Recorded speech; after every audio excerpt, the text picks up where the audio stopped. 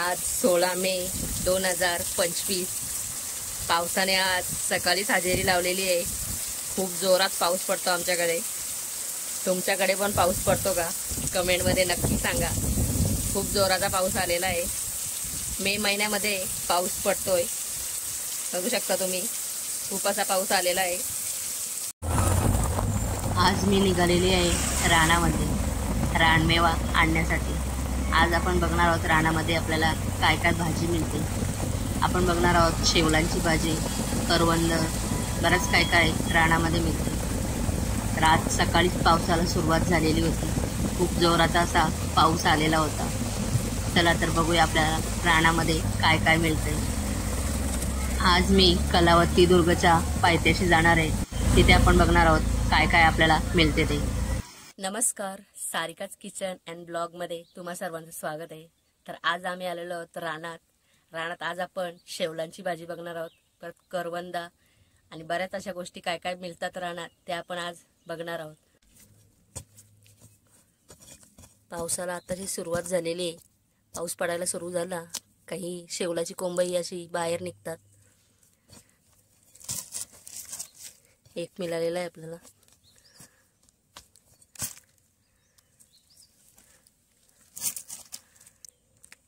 या शेवलाच्या भाजीमध्ये टाकण्यासाठी हा पाला, याला नाण्याचा पाला बोलतात। हा कोला पाला असतो, तो घ्यायचा असतो। त्याच्याने भाजी ही खकवत नाही। याच भाजीमध्ये फळं पण टाकतात, त्यांना काकडा बोलतात। गोल अशी हिरव्या रंगाची फळं असतात।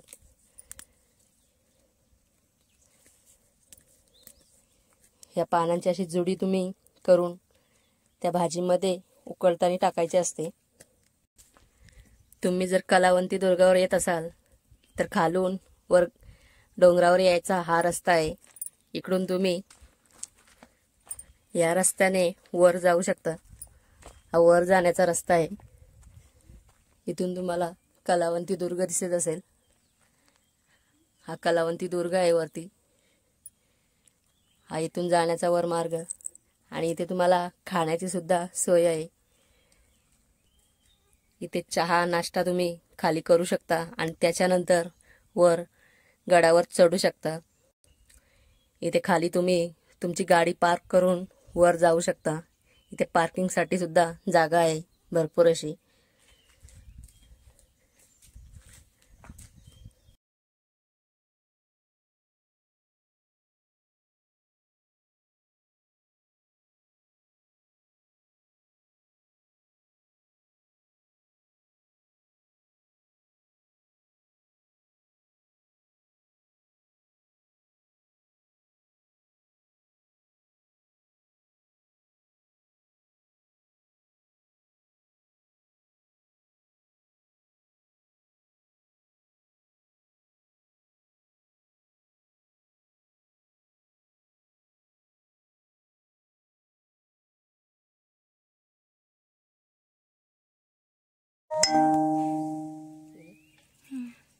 इथे तुम्हाला दिसत असतील, या फळांना बोलतात धामणा।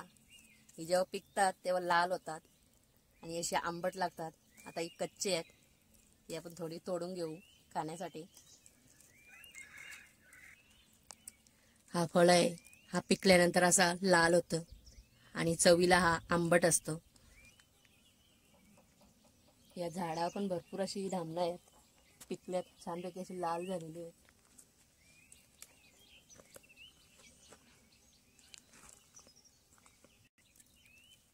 ही सर्व कच्चे आहेत, अजून पिकायला सुरुवात नाही झाली। एक एक कुठेही फळं पिकतात, खायला खूप छान लागतात। इथे बरीच अशी करवंदा या झाडावर आहेत, अजून पिकायला सुरुवात नाही झाली। कच्चीच आहेत सर्व करवंदा। पूर्ण झाड असा भरलेला आहे करवंदाने। इथे हा एक पिकलेला आहे करवंद। पिकल्याच्या नंतर त्याचा रंग असा काळा होतो। कच्ची असताना हिरवी असतात। आता सुरुवात झाली पिकायला। 2-3 आपल्याला मिळालेली आहेत पिकलेली। खायला खूप गोड लागतात हे करवंद, काही कडू पण असतात।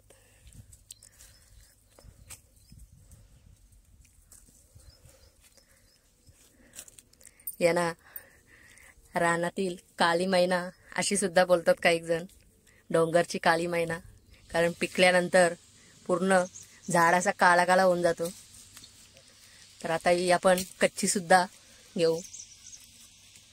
पिकलेली करवंद एवढी भेटलेली आहेत आपल्याला. आता ही कच्ची आहेत, ही सुद्धा आपण काढून घेऊ. त्याची चटणी खूप छान लागते, करवंदांची चटणी.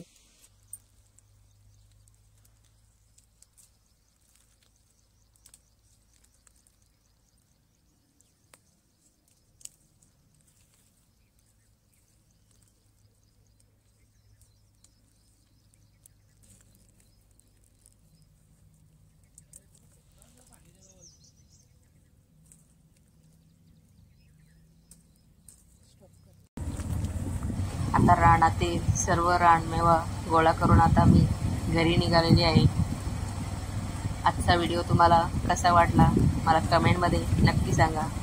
आणि जर तुम्ही आपल्या चॅनलवर पहिल्यांदा व्हिडिओ बघत असाल तर आपल्या चॅनलला नक्की सबस्क्राईब करा आणि बाजूला जे बेल आयकन आहे ते नक्की प्रेस करा, कारण जेव्हा कधी मी नवीन व्हिडिओ अपलोड करीन त्याचं नोटिफिकेशन तुम्हाला येईल.